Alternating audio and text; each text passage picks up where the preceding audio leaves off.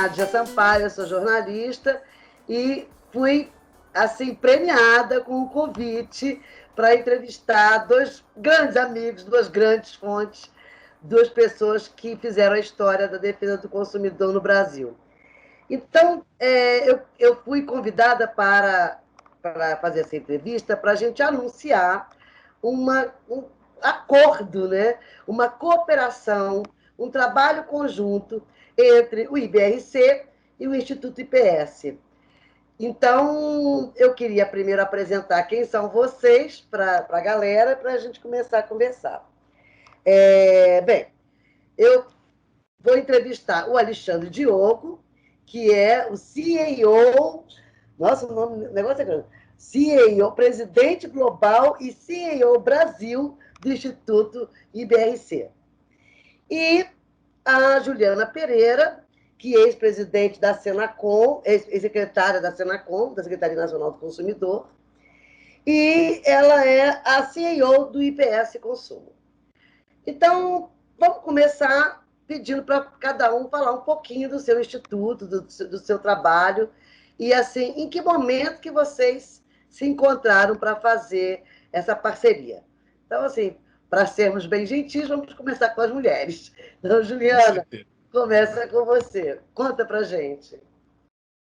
Primeiramente, é uma alegria, né, rever a Nádia, que há tanto tempo a gente não se vê pessoalmente, mas pelo menos agora pelo vídeo. É verdade. Né? Você está falando que duas pessoas aqui que contribuíram para a história, né?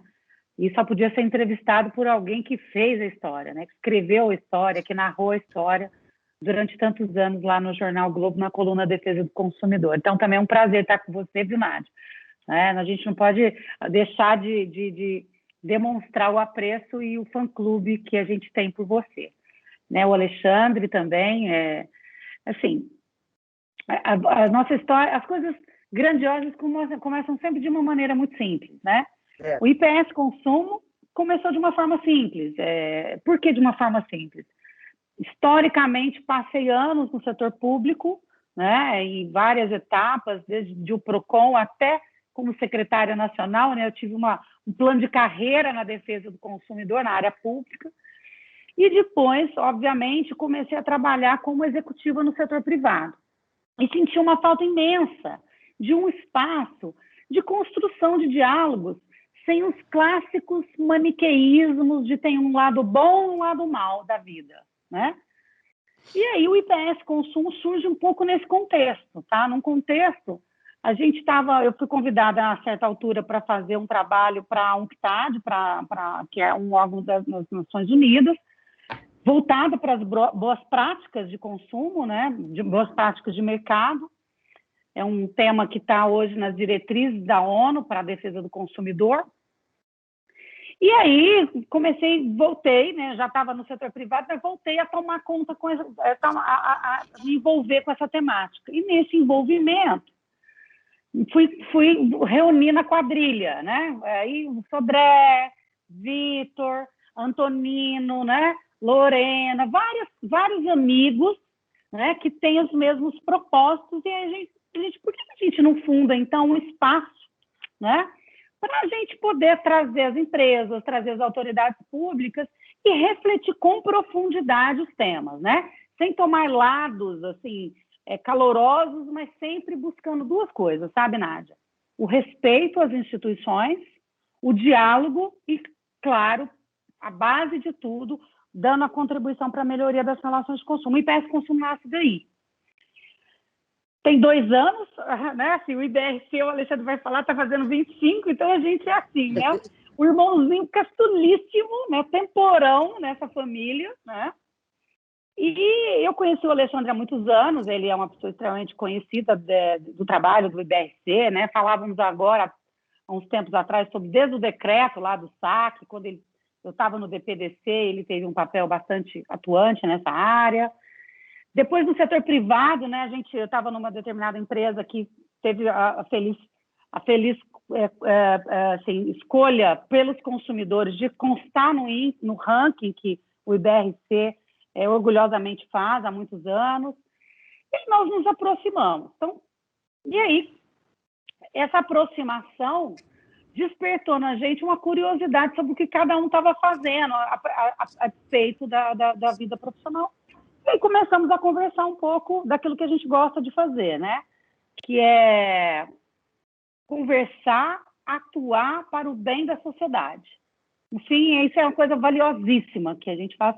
E aí, falamos, olha, vamos fazer alguma coisa junto? E aí, o alguma coisa junto nasce agora com uma parceria, né? Espero que uma parceria longeva, né? Porque a gente tem muito que aprender com o Instituto, que já está há muitos anos no mercado, e que tem um know-how muito específico também das pesquisas, dos estudos, né? No caso do IPS Consumo, a gente trabalha muito com o conteúdo e com a análise do ponto de vista de políticas públicas, do ponto de vista da experiência da atuação em defesa do consumidor, que depois se converteu numa experiência também na área de relações de empresa-cliente, por conta do nosso know-how também pós-autoridade, pós-governo, né?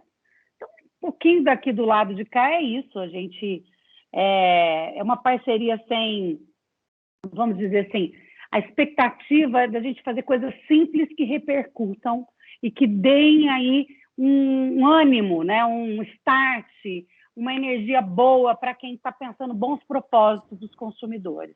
Essa é a base da nossa parceria. Né? Estamos precisando disso, de ânimo e pensamentos mais evoluídos, né? Assim, da gente sair da briguinha e ir para... Porque assim, o confronto já rolou, todo mundo já sabe qual é o lado, os problemas de um lado e de outro, então vamos buscar soluções, né? Então, o Instituto Brasileiro, né, o IBRC, vem fazendo pesquisas sobre essa questão de como o consumidor entende essa evolução, ou está sentindo essa evolução ou não, né, no monte de empresas. Então, é um largo entendimento sobre a questão. 25 anos, né, de IBRC, sim, isso é realmente um orgulho, é uma construção internacional, não é uma coisa, né, ultrapassou muros. Então, assim, se eu queria que você falasse um pouquinho dessa linda trajetória, desse aniversário de 25 anos, e como que efetivamente vocês vão operacionalizar essa parceria. Bacana. Bom, pessoal, primeiro eu queria agradecer imensamente, porque é o maior presente que o IBRC podia ganhar, né? Estamos fazendo 25 anos e esse papo aqui, né, com duas grandes amigas, duas grandes pessoas que fizeram essa história. As relações de consumo no Brasil não passam sem falar sobre defesa do consumidor do globo. Não existe, né? Sobre esse pioneirismo, esse trabalho árduo que a gente viveu tão junto de perto durante tanto tempo, né, Nádia? A Nádia é uma amiga querida de longo tempo e a gente fez muita coisa muito bacana juntos, né? A gente viu nascer o Decreto 6523, aliás, nós fomos influenciadores do Decreto 6523, né? Com o projeto que o IBRC fez com o Inmetro.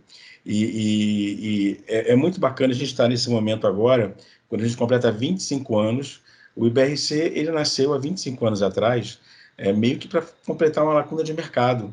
Existiam muitas entidades focadas em defender o consumidor, o sistema de defesa do consumidor, os PROCONs, Proteste, etc., estavam surgindo com muita força nessa época, né? E a gente vê também que, do outro lado, as empresas se organizando através das entidades associativas, através de entidades focadas no atendimento ao cliente, mas do foco e do ponto de vista das empresas. E o IBRC, muito parecido aí com o que a Juliana disse, a gente nasceu equidistante, a gente não está nem de um lado nem do outro, né? O IBRC nasceu com a finalidade de gerar conteúdo científico para o mercado, para as relações de consumo de excelência. A gente nasceu com essa finalidade de proporcionar para as empresas, para os executivos e para o consumidor, e a gente faz isso, por exemplo, através do ranking que a gente faz aí, publicado pela revista Exame, que a Juliana colocou aí, de dar para o consumidor, de dar para ele poder de escolha, né? De dar para ele uma condição de entender melhor como é que ele escolhe, né? Critérios para essa escolha, que eu acho que é fundamental, que eu acho que eminentemente democrático isso, né? Isso é democracia. Você conseguir passar para o consumidor quais são as cartas, para ele poder olhar essas cartas na mesa e poder escolher. E é isso que faz escolher empresas que atendem melhor e as empresas que atendem melhor serem escolhidas e saberem por que elas atendem melhor ou as que não atendem, enfim. O IBRC nasceu muito com essa finalidade, sabe? De fazer isso no mercado, de olhar para o mercado sem se posicionar em nenhum lado, né? A gente também acha muito ruim essa visão maniqueísta de um lado e de outro. A gente acha que o grande caminho é desenhar possibilidades, apresentar possibilidades, acolher visões, sabe? A gente trabalha muito dessa forma. E nesses 25 anos isso tem dado certo, né? São 25 anos que a gente tem conseguido fazer isso. E o encontro, né, com a Juliana, a gente conhece a Juliana também de longa data, né, desde a época do DPDC, né, desde a época a Juliana assumiu a Senacom, o trabalho sensacional que a Juliana fez, né, sensacional, né, na direção da Senacom, a criação de também um marco na história das relações de consumo no Brasil, que é o consumidor.gov, a estruturação do Sistema Nacional de Defesa do Consumidor. Então, são trabalhos, são legados aí sensacionais, né? Então, é muito orgulho para mim, né, estar com vocês aqui, nesse momento, com toda essa gente que fez essa história, né, acontecer das relações de consumo no Brasil. É um presente que o IBRC está recebendo e eu agradeço a vocês por esse presente. Como é que surgiu esse encontro? A gente, eu acho que a vida, ela junta coisas, né? E foi assim com a gente, né, Nádia? A gente está muito tempo juntos, acho que desde... Né? Pois é, muito tempo, né? E eu acho que agora, né, com o IPS Consumo, eu acho que é um encontro de propósitos, é basicamente isso, né? É um encontro de propósitos. Eu acho que a Juliana e o IPS Consumo têm essa forma de pensar e esse propósito de agir. O IBR é um encontro de propósitos e uma complementariedade de atuação. Como a Juliana falou, o IBRC faz muito essa coisa de geração de conteúdo, né? A gente é especialista nisso, a gente tem equipe para isso, a gente está há 25 anos fazendo isso, testando, né? Quantas e quantas matérias do Globo testando coisas e publicando pesquisas enfim, de todos os aspectos que você puder imaginar. É uma expertise bastante consolidada. E eu acho que juntar essa complementariedade, essa visão, né? Primeiro essa penetração, essa visão de políticas públicas e política privada também, que o IPS Consumo tem, essa penetração em todos os influenciadores do mercado de relações de consumo no Brasil, né? E com esses propósitos tão alinhados, eu acho que não tem como a gente não fazer uma parceria que funcione, né? E qual foi a sua outra pergunta mesmo, Nadia? Desculpa, Como me é que empolguei isso nessa. vai começar efetivamente? Assim, como é que essa cooperação vai se dar na prática? Muito bem, na prática, vamos lá. Então, assim, efetivamente, como é que isso vai começar? A gente está começando agora essa parceria, essa cooperação. Esse é o grande lançamento da nossa cooperação, né? É isso que vai para o mercado aí falando, anunciando a nossa cooperação. Como é que essa cooperação vai se dar na prática? A gente desenhou em vários encontros, né? Em várias porque a Juliana fala, o IPS tem 2 aninhos, o IBRC tem 25, mas a experiência que esse pessoal que compõe o IPS, junto com a Juliana, né, a Lorena, o Vitor e toda aquela galera lá, nossa, assim, de dar centenário aí, né? Então, de tanta experiência que tem acumulada ali dentro. Então, eu acho que a gente começa agora, a gente desenhou alguns temas que a gente acha que são temas relevantes, né? E um primeiro grande tema é, sem dúvida nenhuma, saque, né? O saque. E o saque tem uma questão de momento, uma questão de contexto. né? E eu vou deixar para a Ju falar um pouquinho mais sobre isso, mas a gente desenhou vários temas. O primeiro tema é saque, a gente tem outros temas que estão aí no nosso radar para a gente trabalhar, né, dessa forma. Um segundo tema, por exemplo, é a judicialização, que é uma questão fundamental a ser discutida no Brasil. Trazer dados à luz, a gente não tem dados muito concretos ainda no Brasil com relação à questão da judicialização. A judicialização é uma questão fundamental a ser trabalhada, a questão do saque, a questão, por exemplo, da mediação, né? Papel da mediação. Como é que funciona a mediação, né? A gente, de fato, subutiliza a mediação, e como é que seria a mediação dentro da cultura corporativa nacional? Como é que ela se daria? Quem paga essa conta, né? Também tem isso. Então, a gente tem algo... E vários outros temas que a gente já pensou aí. Esses são os 3 temas iniciais. A gente pensa em começar com o tema saque, né? Por Que é um quê? tema que... Porque é um tema que está... Porque é um tema que está dentro do contexto agora, né? Primeiro porque, de fato, a gente está vivendo... É notório que a gente tem um momento, hoje no Brasil, que o saque voltou para a berlinda. Voltou para a berlinda. Está claro que o que está posto hoje, a gente tem uma lei vigente, mas é uma lei vigente que, de fato, já faz algum tempo, ela não está mais funcionando, não está mais atendendo nem ao consumidor, nem as empresas, e tanto é uma realidade que precisa se falar sobre o saque, que o próprio governo chamou para esse debate. Né? O próprio governo chamou e falou, vamos falar sobre saque. Né? Eu vi, não sei se vocês viram, vi um filme, Precisamos Falar sobre Kevin, né? Então, não sei se vocês já viram, recomendo, é muito bom o filme, para quem tem filho adolescente, é sensacional, imperdível. Né? Então, mas falar sobre o saque nesse momento é fundamental pelo contexto que a gente está vivendo. A gente está vivendo exatamente esse contexto, e eu acho que a gente o decreto 6523 já passou do momento de ser revisto, né? A gente tem que repensar como é que a gente faz para garantir para o consumidor os avanços que vêm sendo perdidos, né?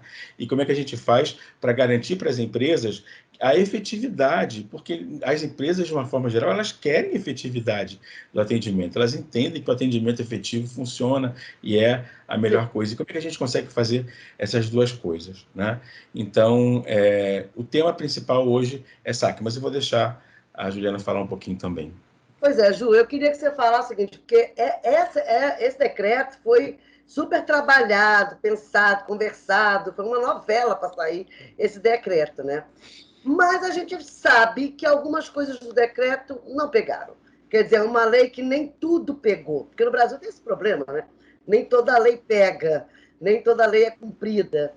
Então, eu queria que você falasse um pouquinho da história do decreto e esses pontos. O que precisa mais ser abordado? O que precisa mais ser melhorado? O que não pegou e por que não pegou? Bom, essa aqui a gente precisa de 2 programas, né, para a gente fazer essa, né? Mas eu acho até que a gente podia inaugurar uma série de programas. Nádia Sampaio entrevista, né? Tô dentro. Batendo papo, né? Adorei.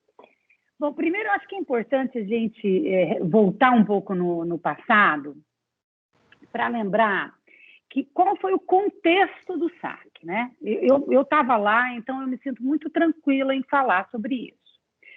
O SINDEC nascia, e o SINDEC, para quem está nos assistindo, é o sistema que integra os PROCONs, e onde a gente começou a ter materializado, vamos dizer assim, em relatórios, a fala do consumidor que ia aos PROCONs.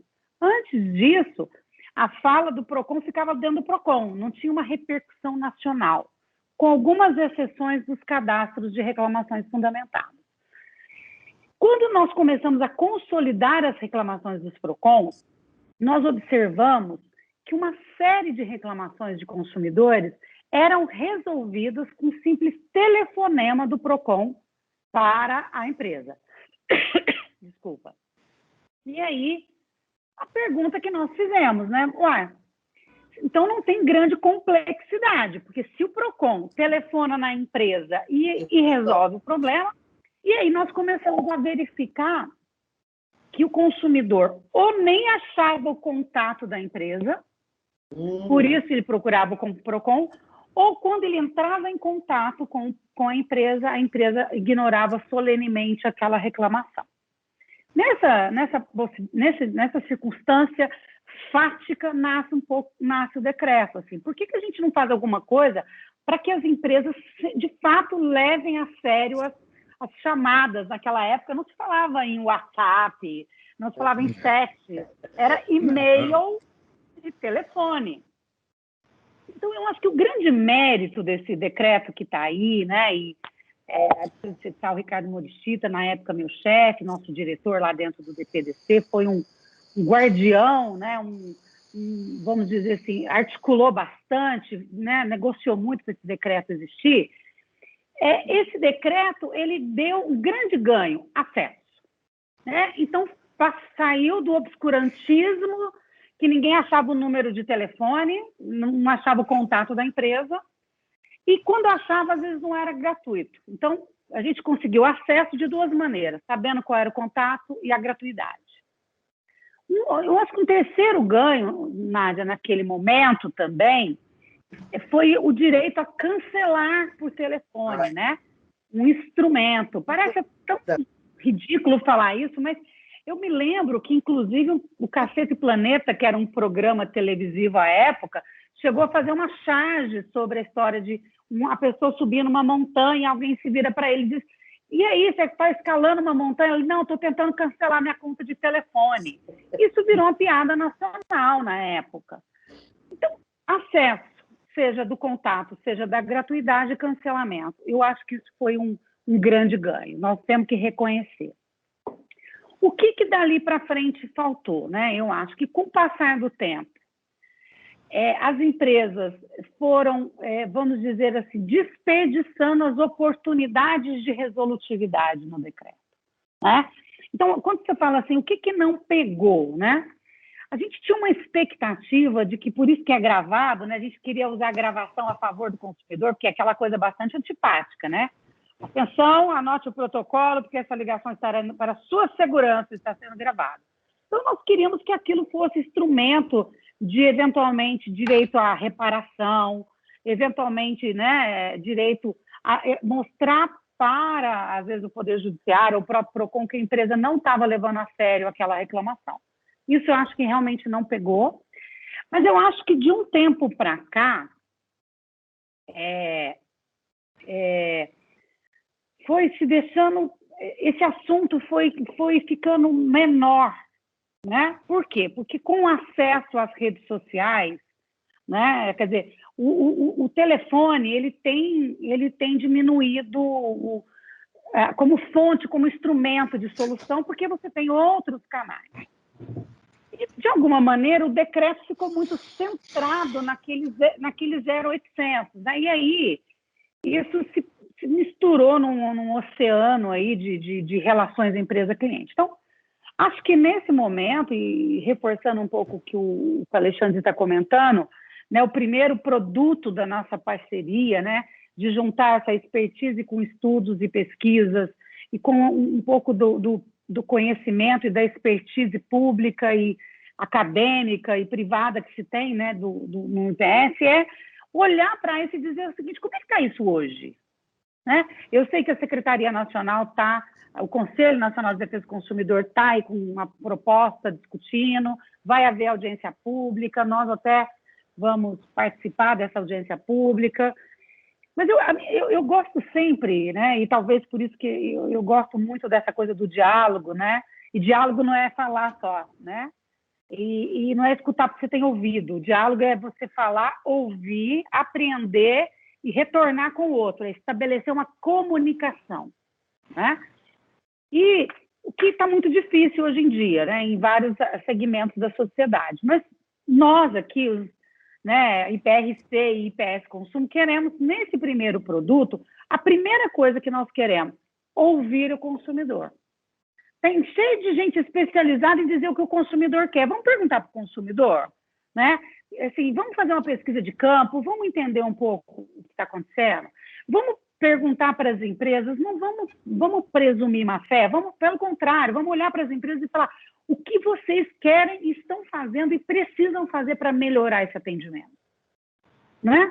Porque, Nádia, na nossa visão, principalmente aqui, por isso talvez um dos temas seja a judicialização, para a gente estudar um pouco mais profundo isso, o mundo mudou tanto, tão completamente, né? Quem imaginava, né, a pandemia, a necessidade de você trabalhar canais não presenciais para contratar, para se medicar, para se conectar com a família, né?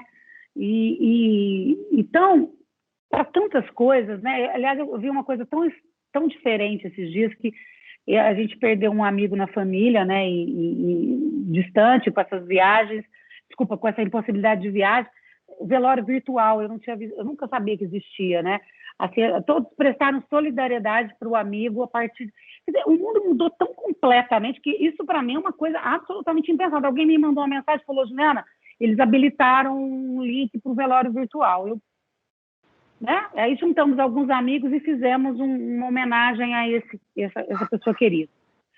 Então, quer dizer, o mundo mudou completamente. Dá para a gente fazer as mesmas coisas, lidar do mesmo jeito? Não dá. Então, acho que um pouco desse momento se lá atrás era acesso, gratuidade e cancelamento, o que é hoje? O que nós estamos chamando de efetividade? Porque uma coisa, né, Nádia e Alexandre, nós temos certeza, o consumidor hoje ele não fica quieto mais. Então, as empresas às vezes me perguntam, como é que você acha que vai ficar essa judicialização? Eu falo, vai ficar pior. Então, assim, você tem duas escolhas. Ou você investe no pagamento de honorários advocatícios para defender, ou você investe no atendimento para acolher. O que você quer fazer? Então, e é isso que eu acho que nós vamos poder entregar para a sociedade, para a Senacom, para a sociedade, para o mercado, é o seguinte, vamos ouvir esse consumidor, vamos analisar do ponto de vista estratégico, do ponto de vista de relações humanas, do direito do consumidor e dizer o seguinte, onde que você quer colocar seu dinheiro? Né? Os orçamentos das empresas, e o Alexandre conhece muito bem isso, são sempre muito limitados. Então, fica a dica, né? Ao invés de depois ficar pagando custas advocatícias, custas judiciárias e ficar fazendo seminários e palestras para diminuir judicialização, que tal ser mais efetivo e investir nas equipes, nos sistemas e no relacionamento? Acho que esse, para mim, é o grande motivo que nos move a começar pelo tema mais sensível para o consumidor, que é o direito de reclamar e ser atendido.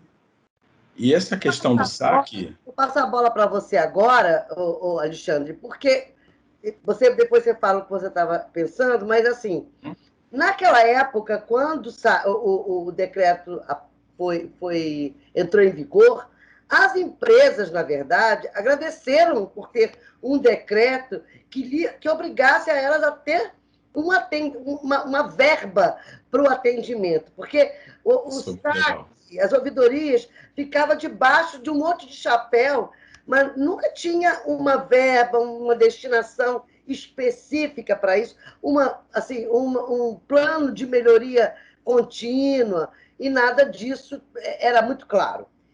O decreto possibilitou isso. Eles investiram naquilo que foi possível e depois parece que parou. Teve assim, bom, então tapamos os buracos, vamos ficar por aqui mesmo.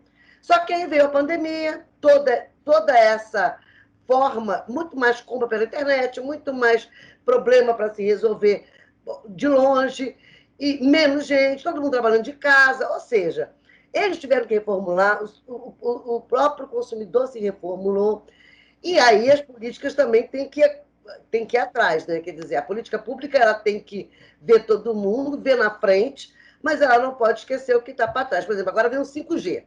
Sabe-se lá o que vai acontecer depois disso.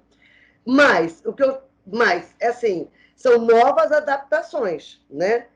E assim, eu quero saber hoje de você, Alexandre, como é que você vê a cabeça, assim, a recepção das empresas para essas modificações e o que elas hoje elas estão esperando, precisando disso novamente?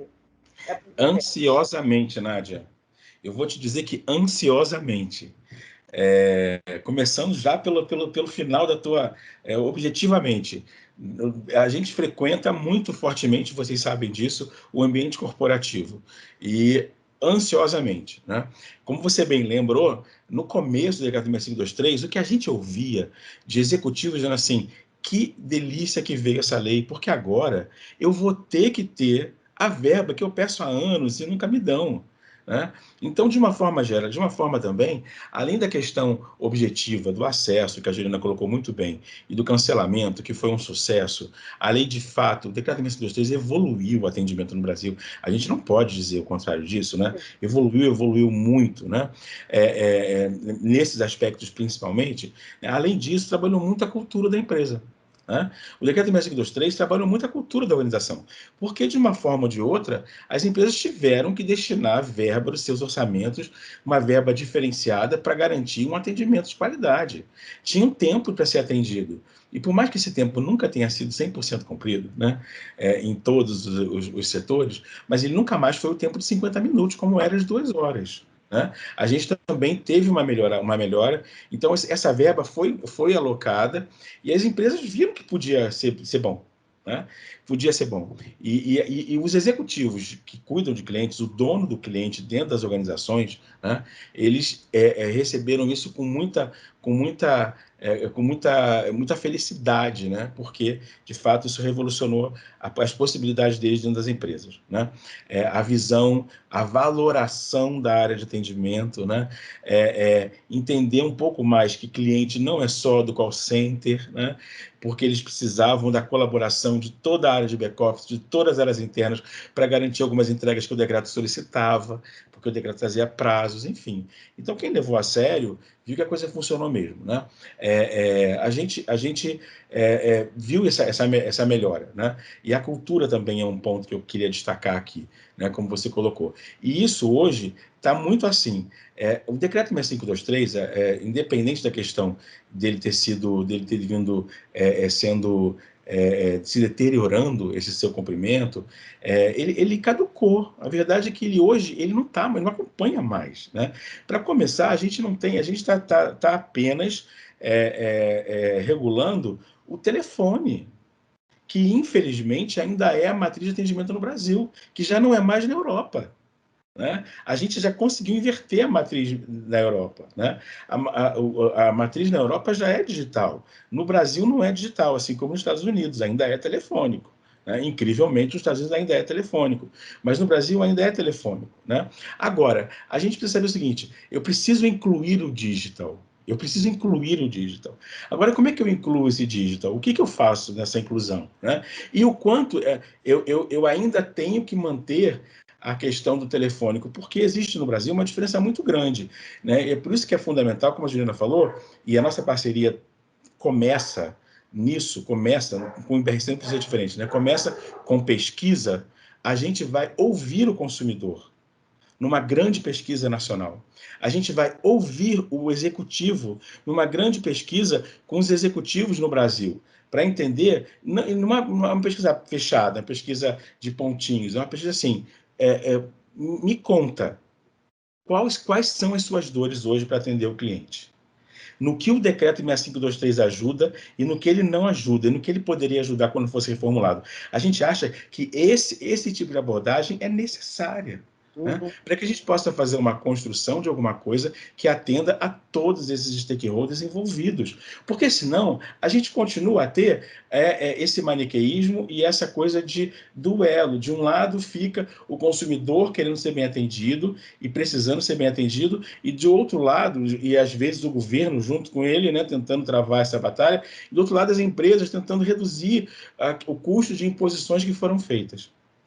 E que às vezes não se prestam efetivamente a atender bem o consumidor. Não se prestam.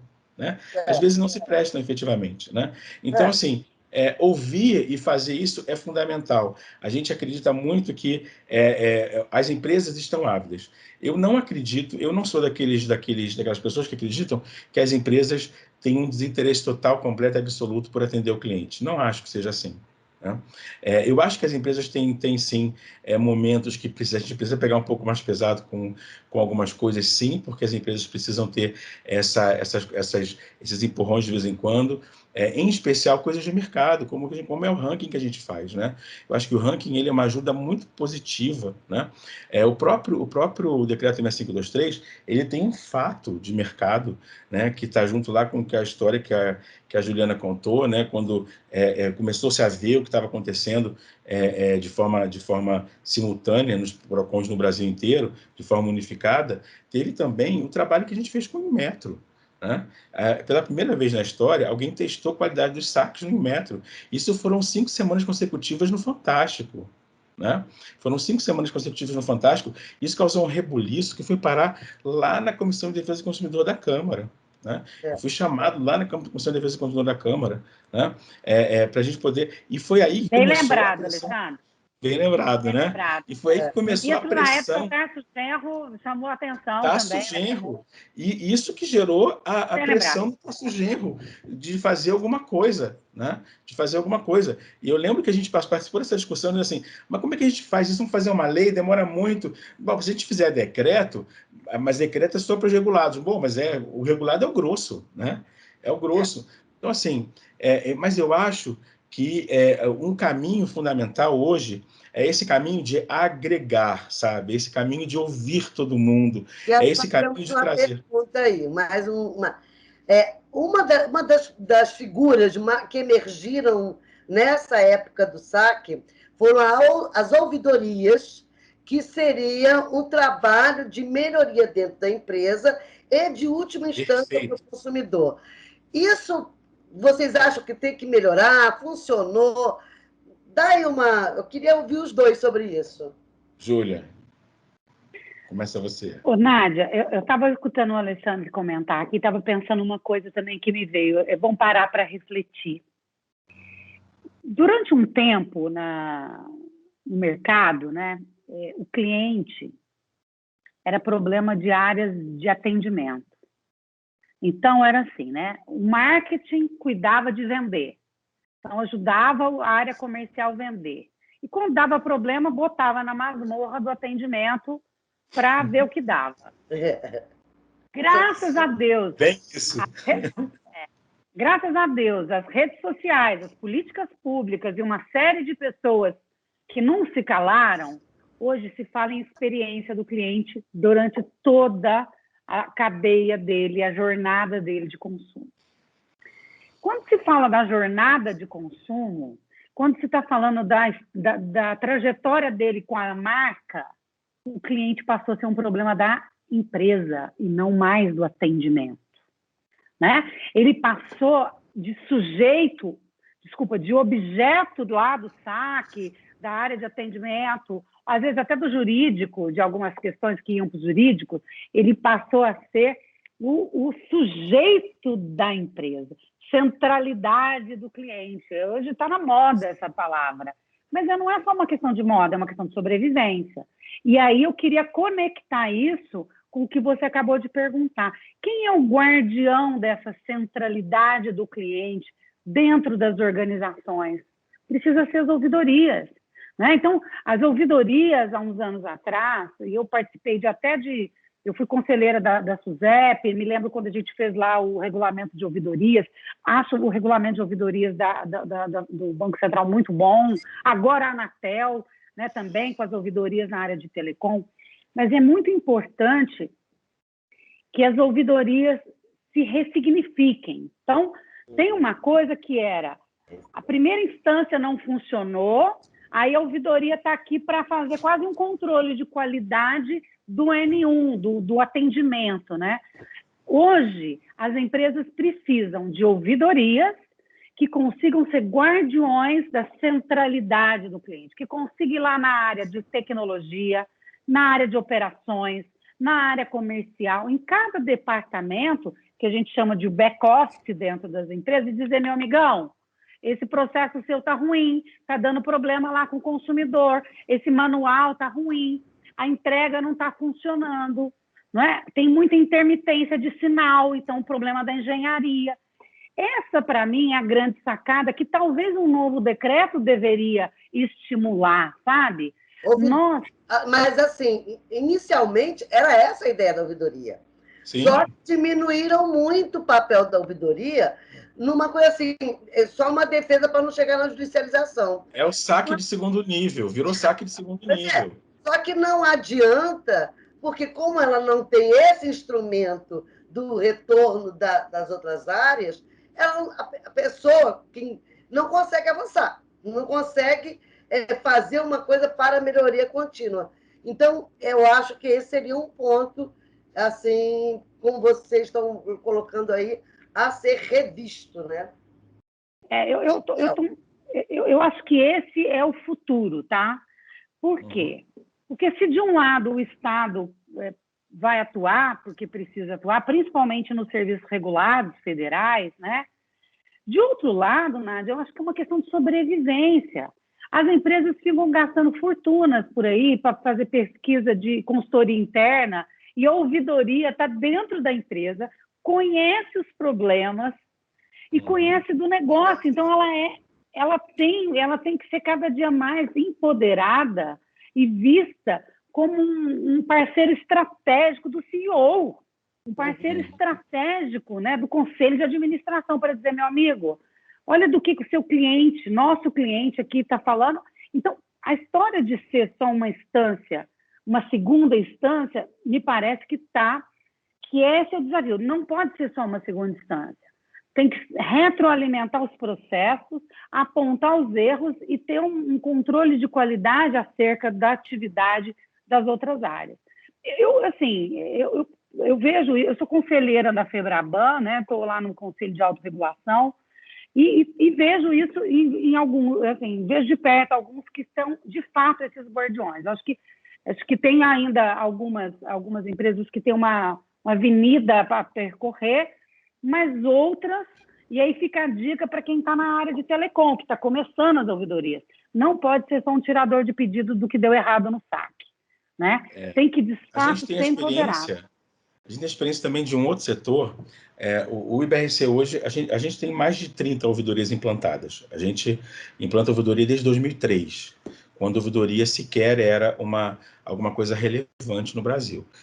Nosso primeiro projeto de ouvidoria foi com a Brasil Prev. Ninguém sabia direito o que era ouvidoria, e a gente foi chamado lá pelo Eduardo Bonângelo, que era o presidente da Brasil Prev na época, para implantar uma ouvidoria justamente com esse conceito de obviamente, ter sim a questão da segunda instância, mas principal para a blindagem, porque toda ouvidoria precisa blindar, para evitar da coisa ir para fora, para evitar justamente de cair no Sistema Nacional de Defesa do Consumidor, né? A empresa tem que arcar com a demanda que ela gera, né? E não o governo. E aí é para blindar agora, mas principalmente para retroalimentar a empresa, para funcionar, para olhar lá o que está acontecendo e gerar projeto de melhoria, para que a gente costumava dizer, inclusive, que a ouvidoria ela tinha a necessidade de extinguir a necessidade de ouvidoria. Os processos têm que funcionar tão bem, a ouvidoria tem que fazer tão bem a coisa acontecer que não precise mais de ninguém ir para o segundo nível, porque tudo se resolve ali, no primeiro nível, né? Então, essa é a grande questão, que, de fato, a gente tem muita dificuldade, mas tem muita gente boa fazendo isso. Nós somos entidade certificadora, o IBRC, do Banco Central, da ANS, da ANEEL, da Anatel, a gente certifica as ouvidorias, né? Então, eu já treinei, eu e minha equipe já treinou mais de 5 mil ouvidores no Brasil. Então, a gente tem muita gente boa fazendo isso. E um exemplo de mercado fazendo isso muito bem é o mercado de operador de saúde, porque a Inés recentemente colocou lá a questão da reanálise das negativas, né? Que é uma questão sensacional, porque é um olhar que tem que ser diferente e as operadoras têm feito um trabalho muito bem feito, né? A gente acabou de fazer um trabalho agora para uma grande operadora nacional que funcionou muito bem nesse sentido. Então, por que não inserir no âmbito do SAC essa discussão da regulação da questão das ouvidorias como uma instância de resolutividade efetiva e de retroalimentação da organização para a melhoria do processo, para a melhoria do negócio. Como a Juliana falou, tem que ser aquela pessoa que está sentada do lado do CEO, entendeu? O tempo todo, dando para ele todos os inputs do que está acontecendo. Então, eu acho que essa discussão, e isso é uma inovação, né? Essa discussão de saque, ela tem que tomar uma nova dimensão, ela tem que ter uma outra alçada, ela tem que alçar um voo maior, para a gente pensar em resolver, para a gente pensar em garantir efetividade, né? E garantir efetividade é para o cliente e é para a empresa, porque é lucratividade, né? Então, assim, não tenha dúvida. O grande desafio dessa discussão do decreto é fazer com que o serviço de atendimento ao cliente seja, na verdade, um garantidor da qualidade da empresa como um todo, né? E não apenas uma Sensacional, Nádia. Que bom que está gravado isso. Vou pegar depois esse flash aí, viu? Esse é teu conceito, vou pegar esse flash aí. Bom, gente, nós estamos em quase 50 minutos de discussão, de conversa, de papo, de um grande diálogo, né? E imagino que a gente não vai acabar nunca essa conversa, como a Juliana falou, porque nós temos muitos pontos que a gente poderia desmembrar. Então, para a gente fechar, eu gostaria que cada um falasse aí dos grandes desafios dessa primeira parceria e do que se espera para essa parceria. E aí vocês fazem as suas colocações para a gente finalizar nosso bate-papo nessa etapa de lançamento dessa grande parceria, desse grande trabalho em conjunto. Juliana, você primeiro, mulheres primeiro. Olha, talvez as minhas palavras de encerramento dessa primeira entrevista da parceria, né, com essas duas figuras aí, você e o Alexandre, eu acho que eu, pessoalmente, me sinto muito grata ao meu país, tá? Eu sempre estudei escola pública, eu fui servidora pública, tenho um orgulho imenso de ter participado de grandes projetos na área de defesa do consumidor. E o IPS Consumo é um pouco disso hoje, né? É uma doação, né? O Instituto é sem fins lucrativos, a gente não está almejando nenhum tipo de resultado com isso. É uma colaboração que não só eu, mas com o Vitor Moraes, a Lorena Tamanini, o Marcelo Sodré, o Antonino e outros tantos professores, Gisela Simona, Danilo Doneda, é uma turma bacana que está junto, Vinícius Carvalho, que fazem uma doação do seu tempo, da sua inteligência, generosamente para a melhoria das relações de consumo no Brasil. Então, eu espero que com essa pegada de contribuição, de colaboração, a gente possa, inclusive, resgatar esses espaços de construção, de reflexão com propósito, né? Nós estamos numa época de crítica pela crítica, né? De crítica para destrutiva, de desconstruir coisas, né? E eu acho que o que me inspira nessa parceria, o que me inspira a debater o tema do saque num primeiro produto, é dizer o seguinte: olha, consumidor brasileiro, né? Nós estamos aqui, somos pessoas, cada um com as suas atividades profissionais, mas nós estamos aqui para entregar um pouco do nosso conhecimento para a melhoria das relações de consumo, porque a gente acredita que é possível fazer diferente. Dá para continuar as relações de consumo com menos conflito, com mais respeito, com mais informação, com mais transparência. Não é possível. E eu acho que eu sou uma otimista, sabe, Nádia? Você me conhece há muito tempo. E eu sou uma otimista. Apesar de tantas coisas, é isso que está me inspirando nesse movimento que nós estamos fazendo aí junto com o IBRC. E o que você espera dessa, assim, a longo prazo mesmo, né? Assim, na melhoria realmente das relações com o cliente, nessa nova etapa? Nós estamos, agora, sei lá, 3.0, não sei onde nós paramos, né? Eu já esqueci onde nós paramos. Mas fala da sua perspectiva também, por favor. Legal, Nádia. Bom, gente, a gente tem uma perspectiva extremamente positiva de acreditar que a gente vai construir, que a gente vai agregar muita gente, que a gente vai agregar muitos pensamentos, que a gente vai trazer muita gente para esse papo, para esse debate, e que a gente vai produzir alguma coisa muito positiva, né? Como é que isso vai se dar? Essa coisa positiva, a gente vai fazer a pesquisa, né? A gente vai apresentar para o mercado a pesquisa, a gente vai discutir com o mercado a pesquisa, a gente vai trabalhar com o mercado e com quem mais quiser para trabalhar com a gente a pesquisa, a gente vai apresentar para o poder público, a gente vai apresentar para os formadores de opinião, a gente vai chamar todo mundo, a gente vai trazer a contribuição que a gente tem, né?